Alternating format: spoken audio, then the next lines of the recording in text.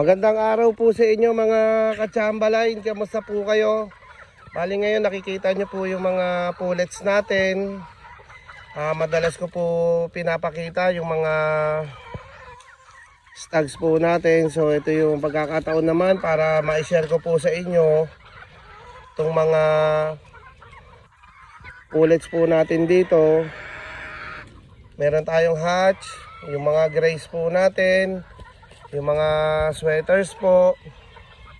Bali ito po gagamitin po namin sila ngayong darating na off season. Tapos yung mga katsambalay natin dyan na may plano po na mag-breed ngayong off season, pwede ko po rin na ma-share po sa mga nangangailangan po nito. Kontakin lang po ninyo ako. Dahil hindi naman din namin magagamit lahat to. Pero ito po, bali selected na po namin to. Bali straight line po ang mga pullets na nandito.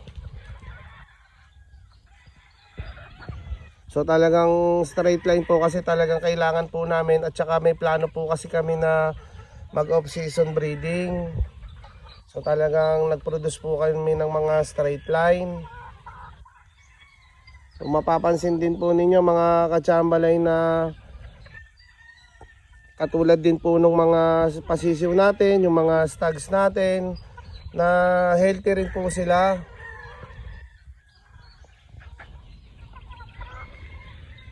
Never po itong nagkasakit magmula po nung sisiw hanggang mai-harvest namin sila. Hindi po sila nagkasakit. So ngayon mapapansin nyo kulay pula yung kulay nung inumin nila. Bali nagbabacterial flushing po kami ngayon 3 days po yan. Tapos i-deworm na namin sila, i-delaws, i-condition po natin sila para po mas maging healthy sila, kasi malapit-lapit na rin naman po yung off season. So bago dumating yung time na yon, condition na po sila, kumbaga ready na rin.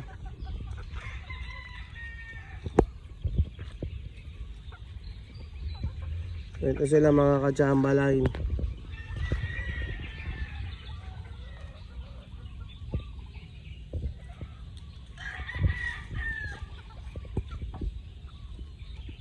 Sakali po na kailangan po ninyo, lalagay ko na lang po yung contact number ko, yung Facebook account ko, para po sa mga gusto po na makapag-avail. Idadagdag ko na rin po mga katsambalay yung inahanda na rin namin ng mga hens na kasabay po na gagamitin sa off season. Bali ito pong nakikita nyo dito sa pwesto na to. Bali lahat po yan hens. Gagamitin po natin lahat yan.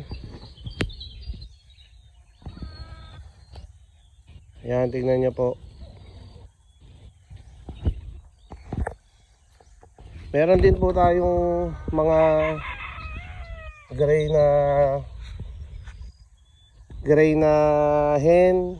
Yan po.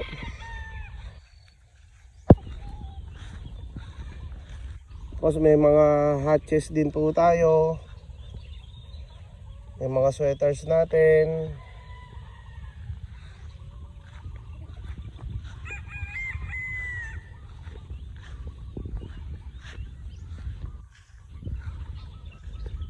Nga, katulad po niyan, isang sweater na inahin. Tapos dito McLean, mga hatch gray. Yan yung McLean na inahin natin.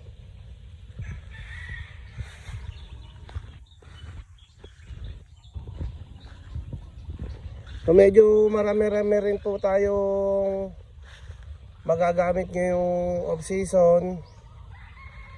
Sama po yan.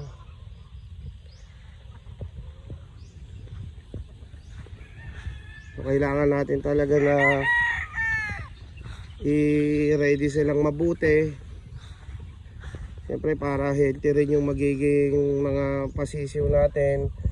Bali 2 months ago nag-vaccine na rin po kami. Nandito yung vet. Binakunahan na rin sila. So talagang almost ready na po itong mga to.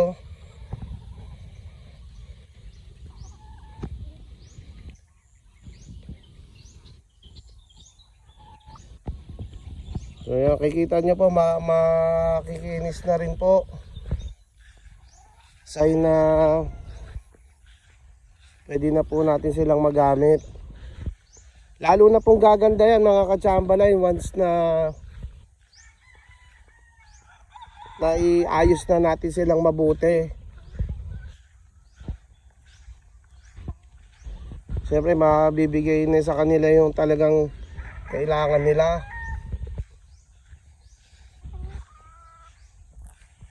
Ito rin po isang hatch hen. Yung paa niya talagang green na green. Kulay lumot. Yan yung magandang kulay ng mga paa. Pag yellow, talagang yellow. Pagka white, talagang white legs. Pag sa yellow legs po talaga. Papo niya, no? Ganda ng paa niya.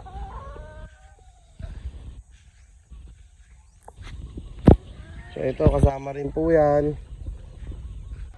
So ayan yung mga na-share ko po sa inyo, yung mga gagamitin natin mga hens and pullets po ngayong darating na off season.